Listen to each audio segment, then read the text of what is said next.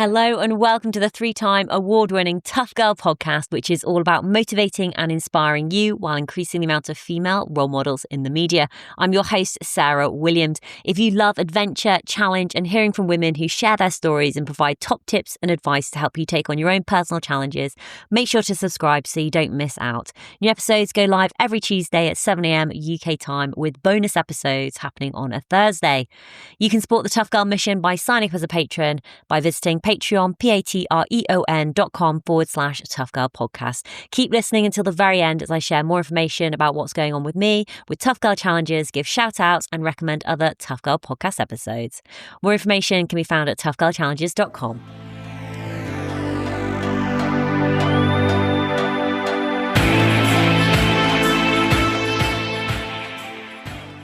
I'm Ann Whatmore. I'm sort of a mature lady. I have comorbidities and lung function problems and breathing pattern disorder and a larynx dysfunction. So I have plenty of issues health-wise. I'm based in fantastic part of Purbeck in the UK, down near the Jurassic coast. I'm at Corfe Castle in Dorset. I have sea and wonderful things near me and fantastic landscape to explore. The only thing is I haven't been able to really get out there and explore it with my health conditions. Then I've decided to get after many years of being stuck indoors, I decided to get a 3-wheel trike, who I named Bob, and decided to get outside and say yes to adventure. Oh, I love that. Say yes to adventure. And I'd like to just ask you just a couple of quick questions. You said, about your sort of health issues and health conditions. Is that something that you've grown up with? So when you were a child, is this something that you had to deal with then? No, I didn't get asthma problems until I was over 18 in my once I had grown up and left home. I got a really bad chest infection, and then it seemed after then, when I was sort of 19, that I had asthma, but it was well controlled and not severe. It was easy I still could do my passion with my horses, and I had dogs and things, so nothing seemed to be really a trigger for it. So it wasn't till much sort of later in life that it's become such a massive issue. So were you quite sort of sporty and outdoorsy when you were growing up? I was very sporty and outdoorsy. I loved my mum used to have to sort of shout from the back door because I'd be off exploring the heath where I grew up in Poole. I'd be off exploring the heathland with mates, making dens, not coming home till really late. And I loved sports, all sort of the usual things that you did at school. And I enjoyed sort of football and running, and especially cross-country running. And then I had horses and enjoyed sort of riding, and had a few of my own, and used to ride other people's as well. I couldn't get enough of being on a horse. My grandfather had share in a racehorse, and we always went to the races. So I decided at 13 I'd go off and learn how to be a jockey and work at a racing yard. And for my final years at school, I only was at school for a couple of days and spent the rest of the time at the racing yard, because that was where my home and my passion was. And it was like that until I got married at 18. With your health conditions, was it like a gradual change over time? Or was there like sort of a point in your life when suddenly it was just like, oh God, I just can't do the things that I used to be able to do? So it was almost like a bit of a shock to the system. What happened was I got COVID on the very first day of the very first lockdown on 23rd of March, 2020. And after that, my lung function was never the same again. I didn't realize I was living in a bungalow, and it wasn't till I went to try to go to the gym, which was up 3 flights of stairs at my local place where I had my PT personal trainer. I was training to do an ice mile swim, and also I wanted to go off sailing. I used to sail as well. And I had a thing that I wanted to sail my £1 boat around the UK. But once I started trying to get up the stairs, there was just no way I could. I just ran out of breath. I was gasping within 5 steps. And I knew then that something was severely wrong. I couldn't walk down to my shop. I couldn't go up the stairs in my house. I'd have asthma attack after asthma attack, constantly calling out the ambulance service. various visits to A&E, and suddenly found myself on high doses of steroids and on the highest level of inhalers you could take, and nothing was abating it. Oh God, Anne, this just sounds so frustrating and just so mentally so difficult to handle. Yeah, I mean, I suffer severely with mental health problems as well.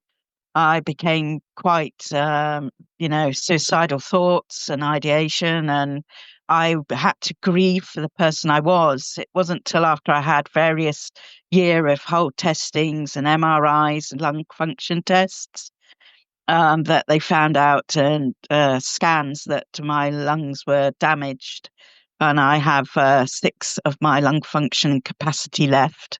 To cope with severe asthma, I had developed breathing pattern disorders, and my larynx got an intermittent larynx obstruction, so that can close up at any point and literally cut the air off. So, whereas I before didn't even think about how to breathe, all of a sudden it became my sort of every waking moment, and even at night, was just trying to be able to breathe in and out. Everything that I took for granted had suddenly gone overnight.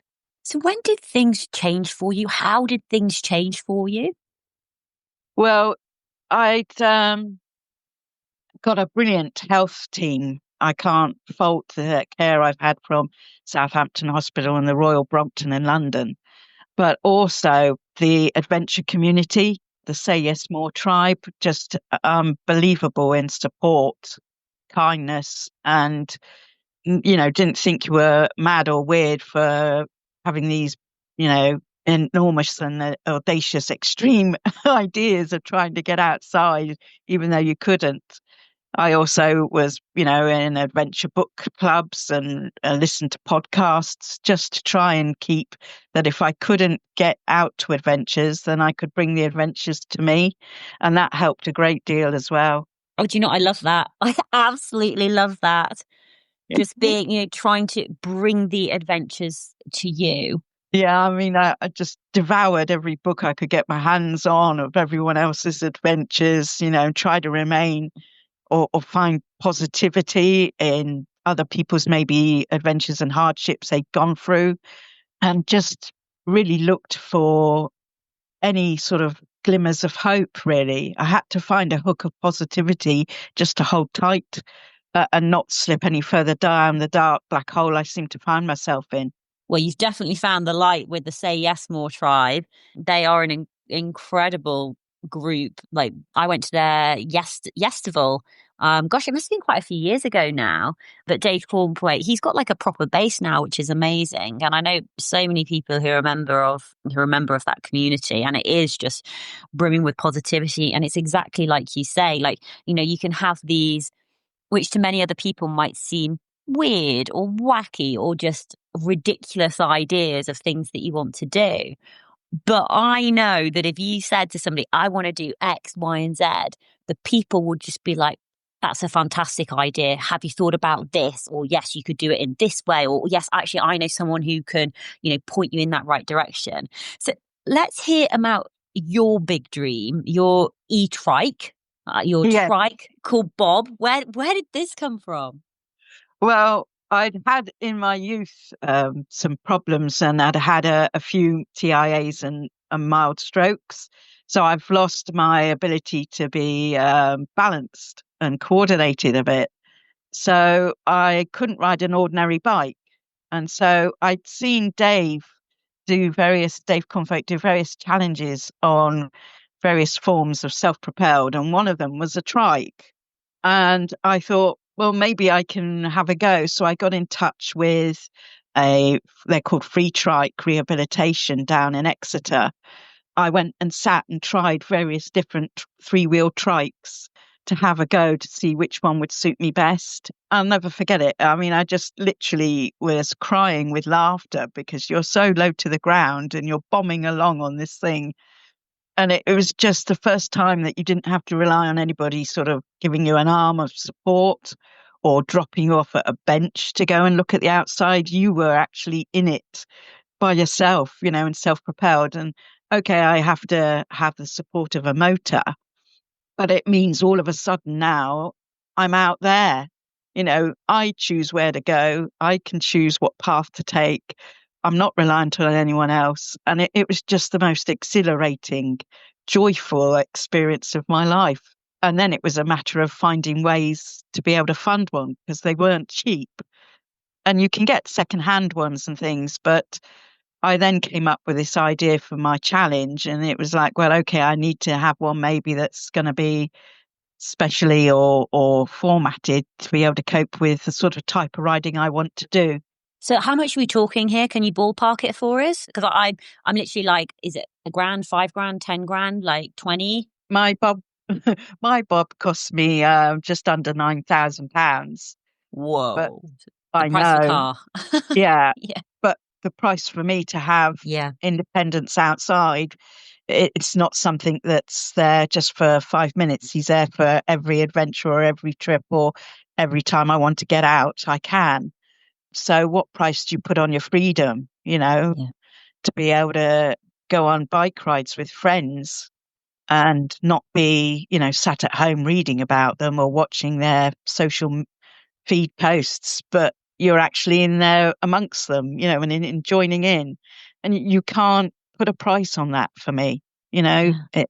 I had to do it. I did it through the bike to work scheme. So Oh, brilliant. I didn't even realize that that would cover trikes. yes, it does. I mean, it's just the most brilliant way to have, I couldn't have afforded it any other way. I did sell my car and things and I sort of put money aside to know that I could cope with the repayments. But yeah, I've done it on a cycle to work scheme through Green Commute, and it's just brilliant. It's just, it's made it more manageable. I've decided to pay over 2 years, and I've got my freedom. Those are the two words that I've written down here were independence and freedom. And like you said, that's life changing for you, absolutely life changing. And I suppose also as well, going out, because I didn't even realize. I suppose it's almost like bikes and cars, that they'll be all different shapes and sizes, and it is a question of finding out, hold on, which is the trike which is going to be the right fit for you, your body, and how it's going to work best for you. And finding that must have just been, oh, it must be just so emotional, like I mean, in I like a burst yeah. into tears the day I went to pick him up and have a bike fit check, and then I had a trial out with Tom, who runs the rehabilitation, free trike, and I just was crying. I just burst into tears, and even thinking about it now, I get quite emotional. But it was just such a massive moment. What was the journey and what was the progression like? Were you confident straight away, like, right, come on, let's load it up, let's get out there? How did the trike journey sort of evolve, like, and were your fitness, were you able to ride for a long time, or was it like something like, actually I can only do this for 5 minutes and then build this up over time? What did that look like? Yeah, no, I went for very short local rides on flat ground, trying to find, mind you, trying to find that in sort of Purbeck Hills was fun, but I found a regular little route that was only an hour, and I first went out with my partner, so he accompanied me on his trike because I hadn't cycled really at all ever, and not since I was, a small child.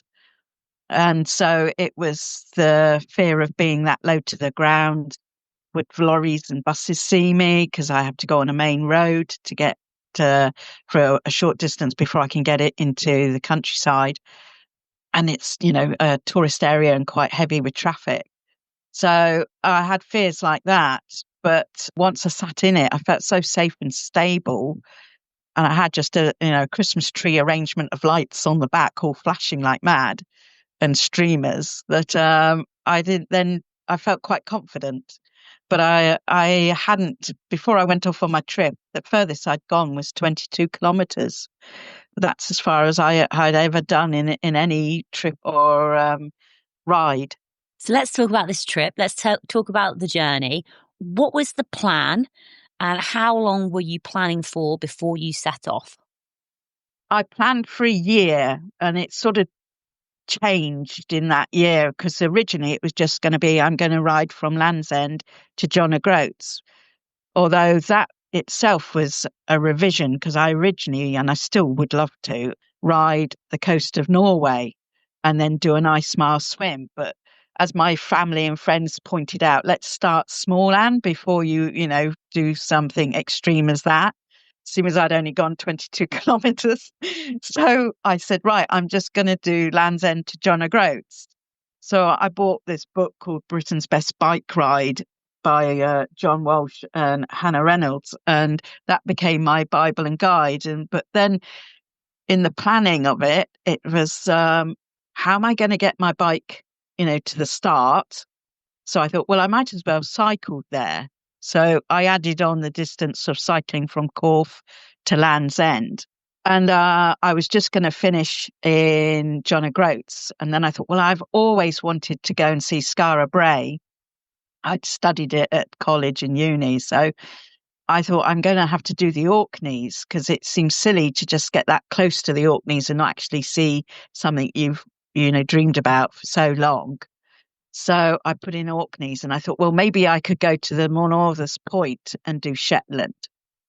And I went to then make myself accountable. So I stood up on stage at Yestival, which is a Say Yes More Adventure Festival, and announced to all the attendees that I was going to do this on my trike, and gave a talk. So then it was like, I'm going to have to do this now. It's not just. And then I found out that the Say Yes More festival was going to be happening 19 days after I got to John O'Groats.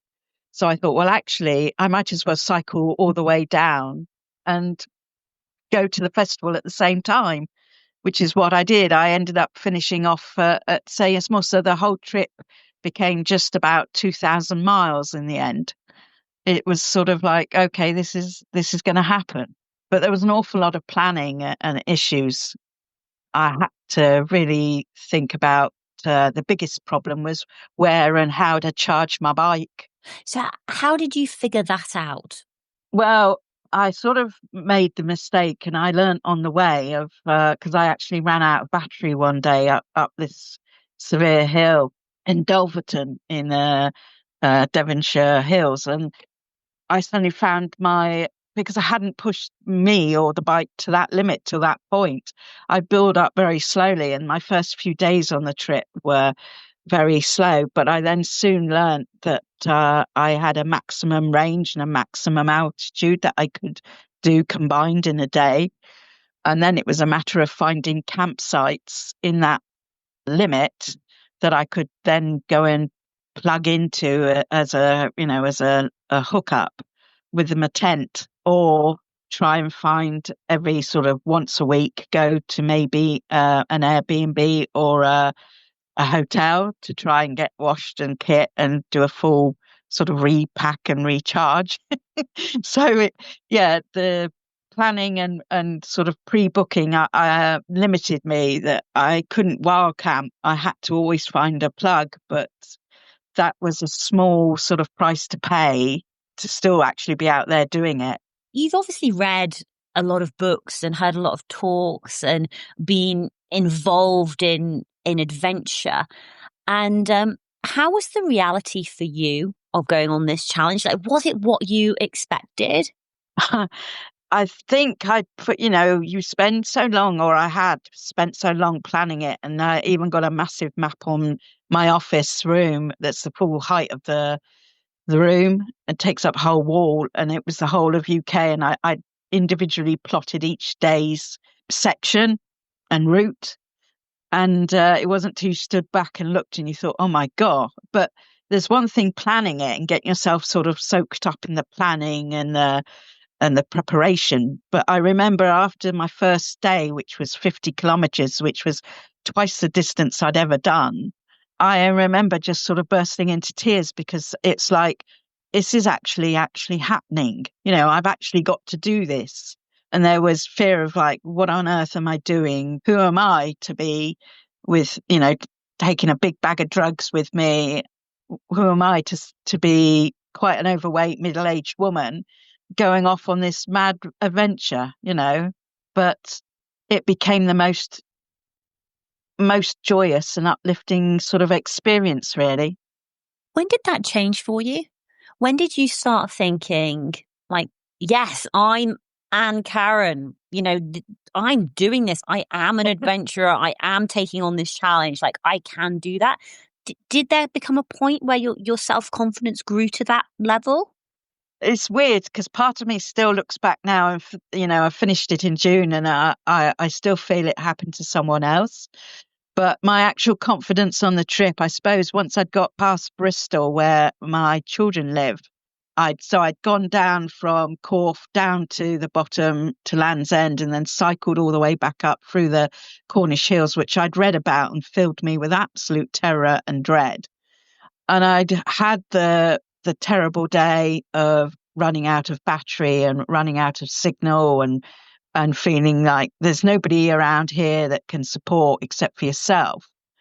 He was going to get out, going to get you out of this mess. But I did luckily have an amazing partner who appeared out of the blue at 5 o'clock in the morning to check I was all right that day after I'd had such a disastrous day. Their support and their encouragement, it was like, oh no, actually, you can take a breath and enjoy it more and not just be terrified of thinking, I've got to get to the next charge point. I've got to get to my destination and actually sit back and enjoy it. And I think for me, the most wonderful and epic part was the Highlands, from Perth to Braemar and then on to Grantown-on-Spey.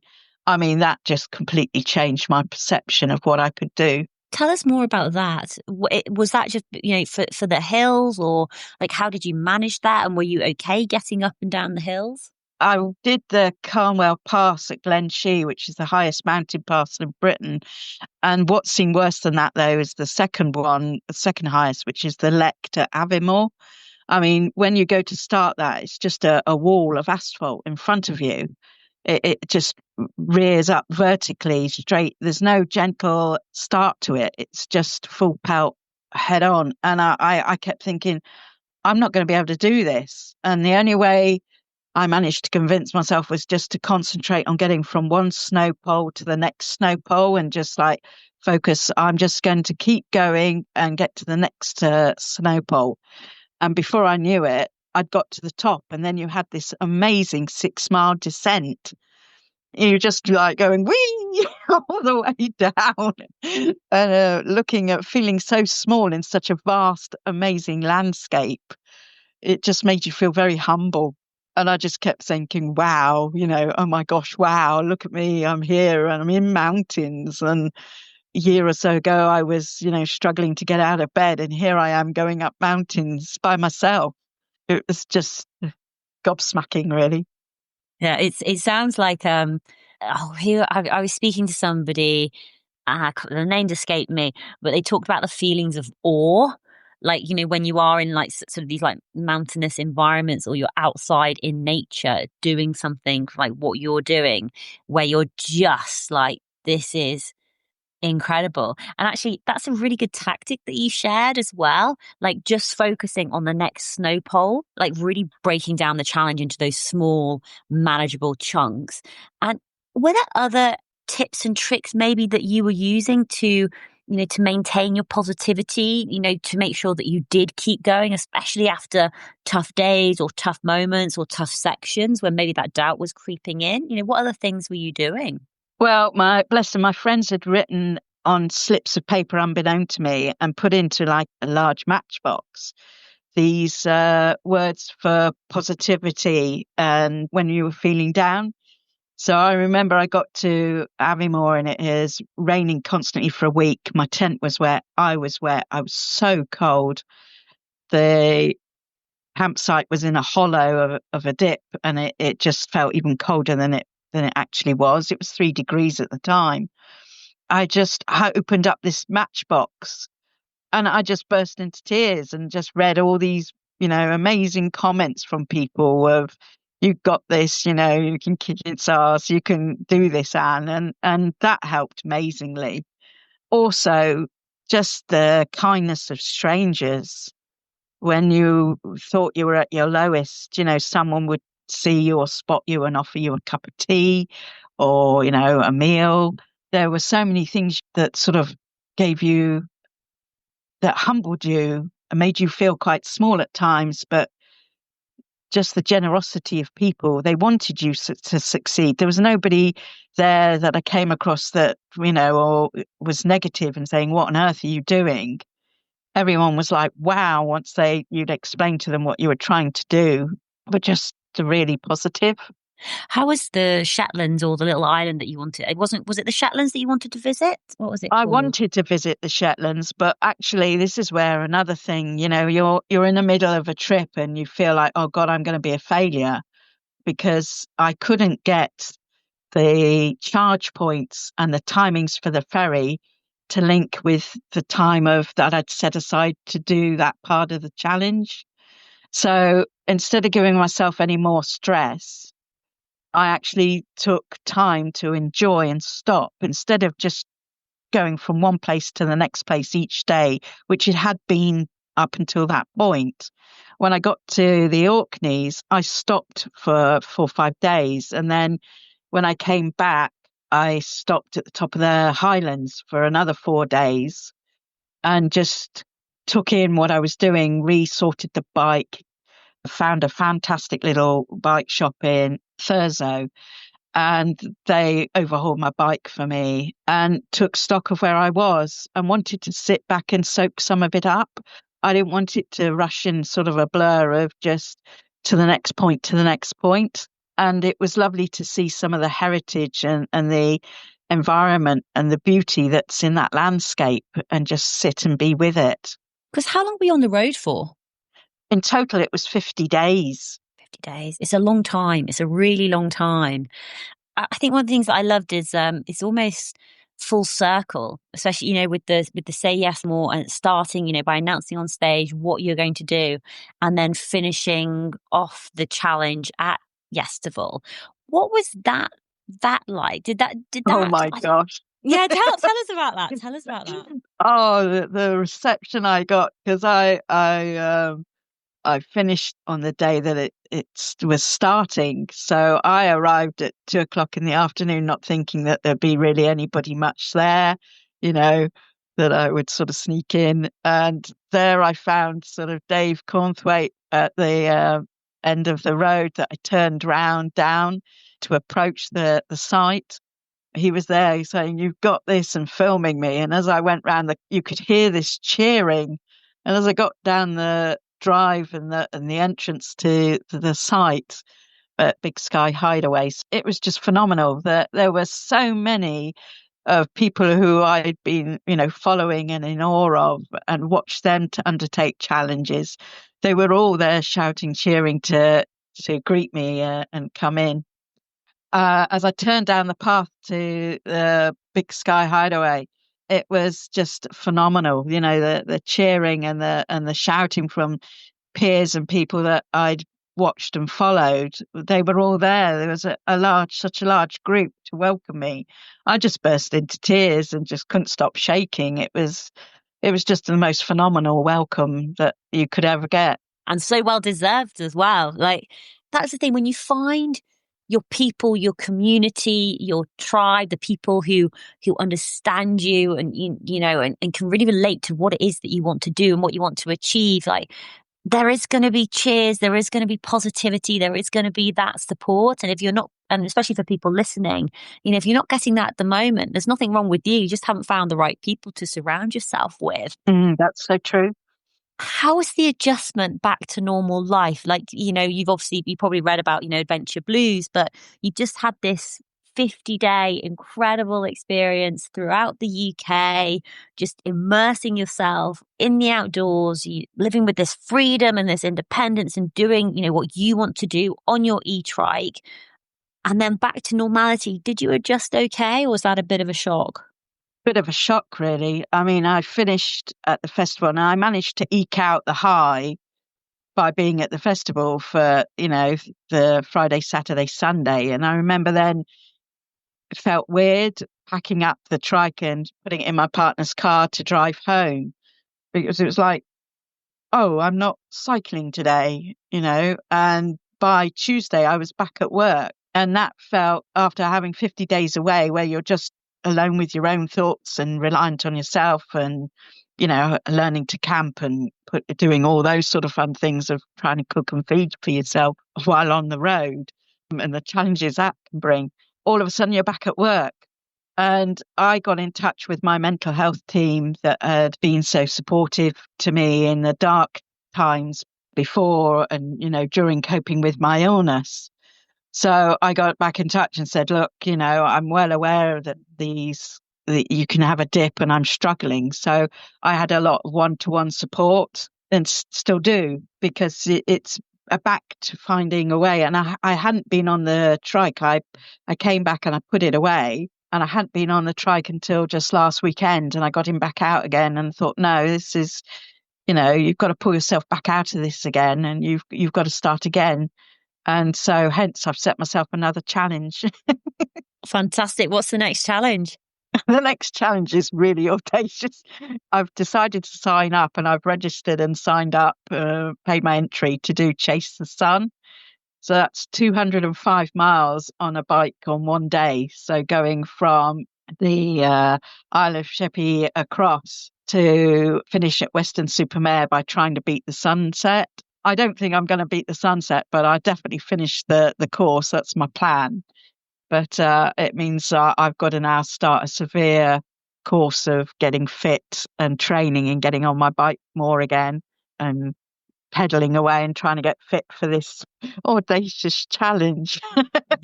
But you will get fit. You've got a purpose. You get to train. You get to go outdoors. You get to go on your trike. You get to take on this epic Chase the Sun ride. And I also just want to say, thank you so much for sharing more about actually, especially with finishing the adventure, but knowing actually, I might experience a dip now. I need to make sure that I'm supported, and reaching out to your healthcare professionals to get that one-to-one support. I think that's so powerful, because it is like a known phenomenon, like the adventure blues. And the other thing I'd say is one of the best things to do to help with the adventure blues is actually to book the next challenge, book the next adventure, have something to look forward to. But before we move on, I just want to reflect back on your journey throughout the UK. Looking back, did it change you, and how did it change you? What did you learn most from that experience? That I could do and achieve far more, as long as you're open to be vulnerable and ask for help. There was a section near Perth where there was some roadworks, and it completely blocked the path that I wanted to be able to go down. And before I knew it, the roadworks chaps all came round and dropped what they were doing and picked up my trike and escorted me and my trike, carried it across all the roadworks to the other side so I could pick up the trail again. And I would never have dreamed of asking that before. I would have gone, oh, God, no, what do I do? I would have had a panic attack or stood there thinking, oh, that's it. I can't get further forward. But I think the biggest lesson I learned was that it's all right to be vulnerable, to ask before this bold, gregarious sort of, I can do it all, very independent, full of grit and determination, and just get on with it and just push on through. And actually the softer side of me was something I learned, that actually if you embrace that, you can get actually far more out of things and further along in your trip than you actually thought, and get far more connectivity and sort of happenings with people, connections, and learn more about their stories and take some time. Yeah. You were fundraising as well for a charity. Do you want to share more about your fundraising, who you were raising money for? Yeah, I was raising for Asthma and Lung UK. They're an organisation which is like a one-stop shop for advice and support. And they've been invaluable to me, especially with my rare eosinophilic asthma. There's only 4% out of the 5.4 million who have severe asthma. And there's only 14,000 people, sort of approximately, that are on biological therapy and treatment like me, that inject every 8 weeks. So I felt very passionate that, there's 1 in 4 people in this country that have lung condition or know of someone that have a lung condition. We all should have the right to breathe clean air, but it's a right that a lot of us don't have. And I wanted to raise money for them to be able to, keep offering support and a counselling and information point for everybody that has a lung condition. Fantastic. No, that's great. I'll make sure that I put all of the links in the show notes. And I know you do have another passion as well, which at this time of year, I don't know how you do it. But do you just want to share what your other passion is and what you get up to at 6 a.m. in the morning in most weathers, or in all weathers, I should say? Yeah, although I haven't I'm recovering from a chest infection, so it's put it on hold a bit. But I sea swim. I'm one of those mad sort of nutters that goes in the sea. I started it way before COVID, and I was doing it for years, wanting to train to do an ice mile.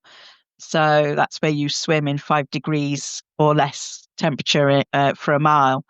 And I just found it brilliant that 5:30 every morning, no matter what time of year, to just go out and swim a kilometre was just the most uplifting thing. And it really helped with stress of work and mindset. I found it hard to continue with the severe asthma. I have to take longer to acclimatize when I get into the cold now. I have to do it much more slowly and much more measured. And I don't spend so long and don't do as far as I used to. But I still get out there and enjoy it and still get a thrill from being in the water. That's okay. Like that's all, you're still getting out there and making it work for you and your body, which is so powerful. And is the ice mile swim, is that still a dream or what's happening there? I think it's still a dream. Whether it's achievable, I'd have to push. I mean, if I start training from sort of now, maybe in 2 years, I could get to the point where I could do a kilometre. But I'm always at risk of getting either a cold or a chest infection. That sort of sets you back. Yeah. And it's then very hard, which I think quite a few people will find that. But if you have a knockback, it's really hard to keep focus on your goal. It's easy to get disillusioned and disenchanted and think, oh, this is never going to happen.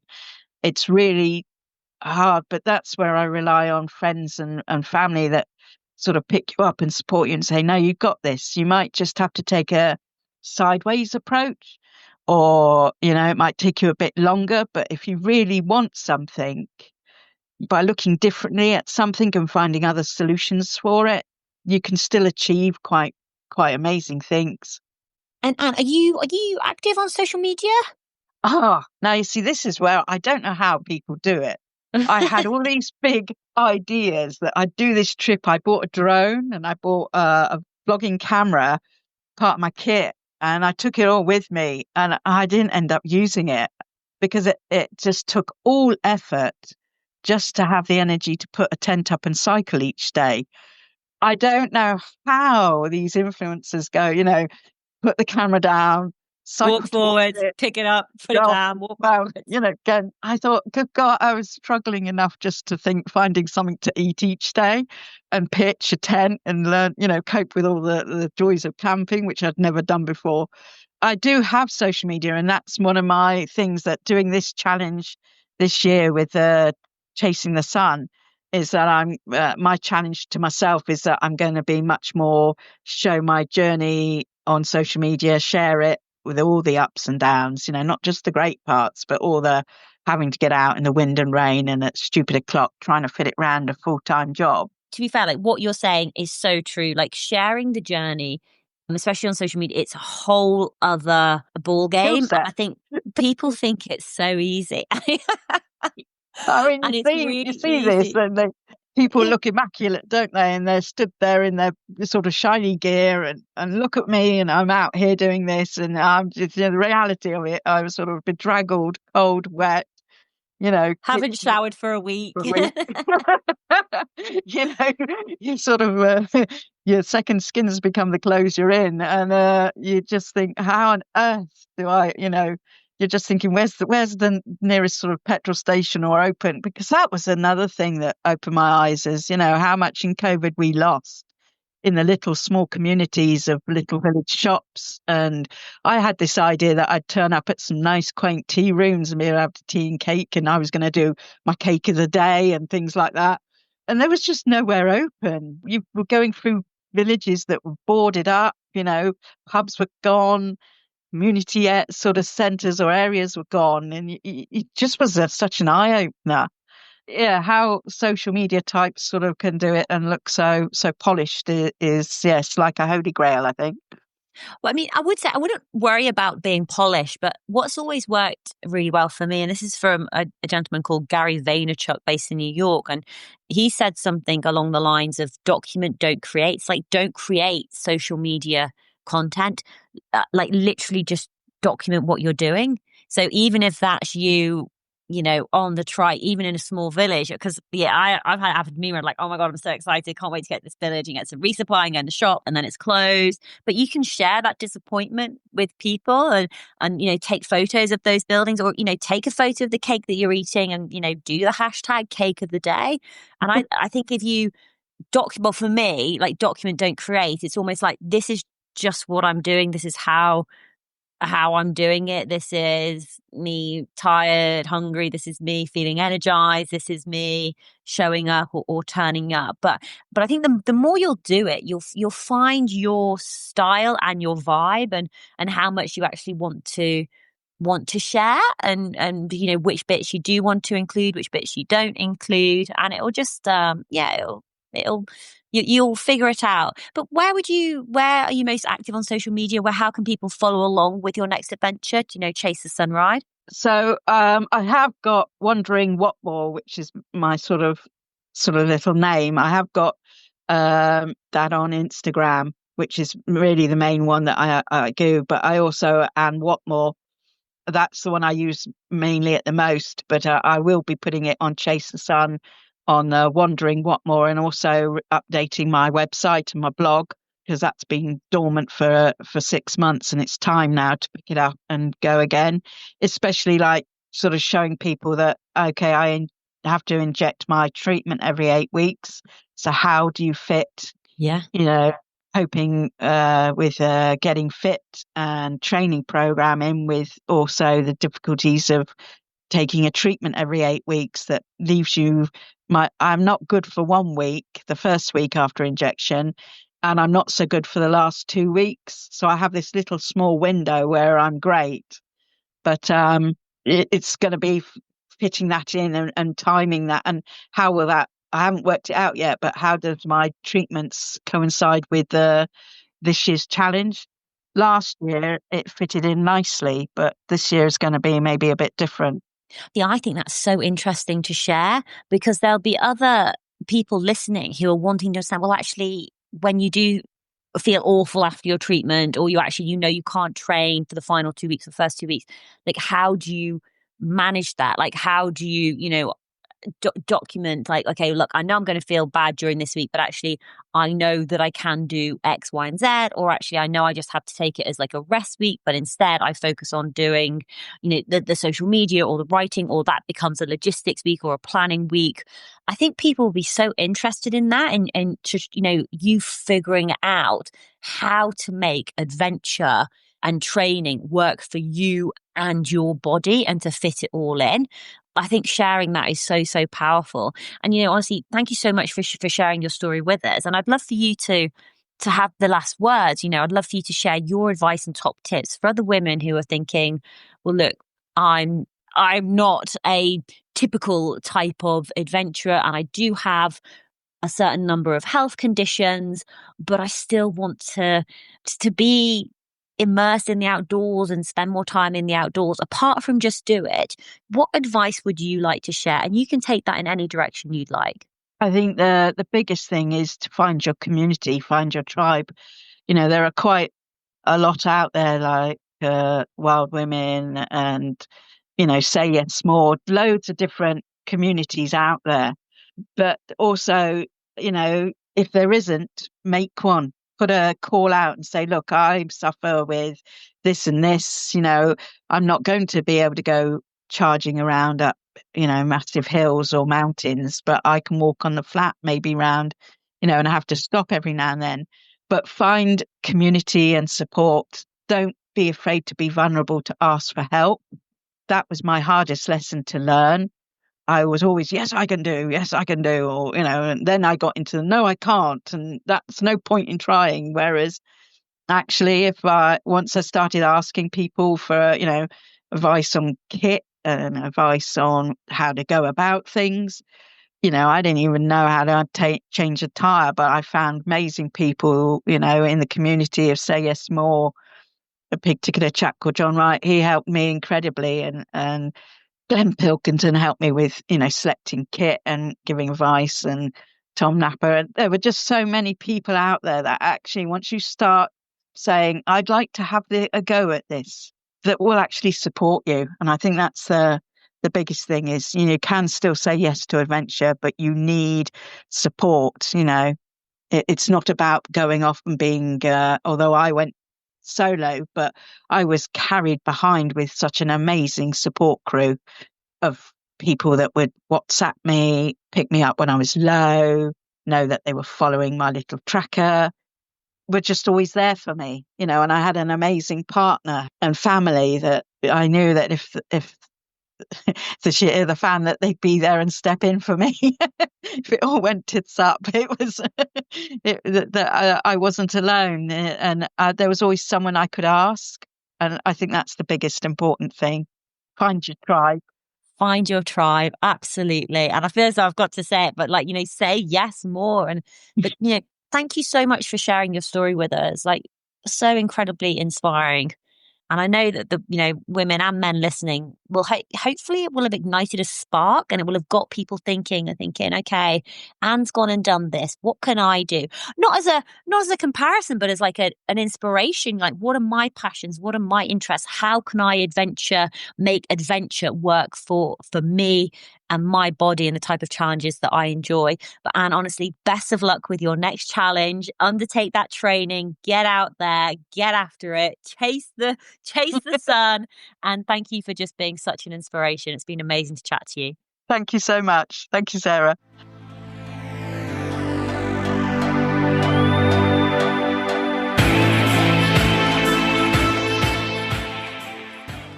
Hey, tribe. How are you all doing? I hope you're keeping super well. It's Sarah, the host of the Tough Girl podcast, the founder of Tough Girl Challenges, just checking in with you all, just giving you a little mini update of future episodes. And also, somebody left a review for the Tough Girl podcast. I'm just going to read it out. This was left on the 30th of March, 2025 by India Phoebe Bird. 5 stars. Thank you so much. Love this positive, empowering, amazingly inspiring podcast. Really important to hear these stories firsthand from these incredible women doing incredible things. As a girl, you can be told 100 times you can do anything, and it doesn't make the same impact as listening to women who really have done anything, and to be able to look up to them. Thank you, India Phoebe Bird. Absolutely appreciate you taking the time out to leave a review on iTunes. It just encourages more people to think, I'm going to give the Tough Girl podcast a listen. Why not? They've got a couple of 100 episodes. Let's listen to it. And all those words that you've used, positive, empowering, inspiring, but it really does make a difference when you can listen to women, especially women who are in a similar situation to you. So whether they are women who are divorced, women who've got children, women who are dealing with grief, whether it's women who have the same body size and shape as you, whether it's women who are the same age of you, women going through perimenopause, menopause, you think, well, actually, that woman's similar to me and she's gone out and done this. Okay, maybe I can try, maybe I can give it a go. So if you haven't done so already, I would love for you to leave a review, but reaching 300 reviews is absolutely fantastic. So thank you so much for taking the time out. It's making me, I flick back and listen. There's some other reviews on here. Love these episodes. Love this podcast. Always come away. This is from Run Helen Lane. This is from 2 years ago, actually. Always come away feeling positive from listening to this podcast and being kinder to myself. It washes away any of my own and other people's negative comments from my head. Listening to these women's incredible journeys and their profound, powerful, emotional experiences help me find purpose and reflect upon my own life and give strength, keeping a positive mindset through difficult times and set my own mini challenges. Sarah, the interviewer's positive, inspirational voice pops into my head. You can do this. You are capable. You can handle what life throws at you. Sometimes when I do little challenges, which is so motivating, excellent early seasons, especially Rosie Spale Pope's episode. And just to reiterate that, I love the fact that my voice is popping up in your head, and I want this to happen for all of you. Like, you can do this. You are capable. You can handle what life throws at you. You can do hard things. I believe in you. Oh my God, I'm loving this. So yeah, it really, especially like if I'm having, I'm not positive all the time, by the way, but I do have days where, you know, I'm sat in my bedroom, I'm editing podcasts, or I haven't seen or spoken to anyone apart from my folks. And I sometimes think, why am I doing this again? Is it important?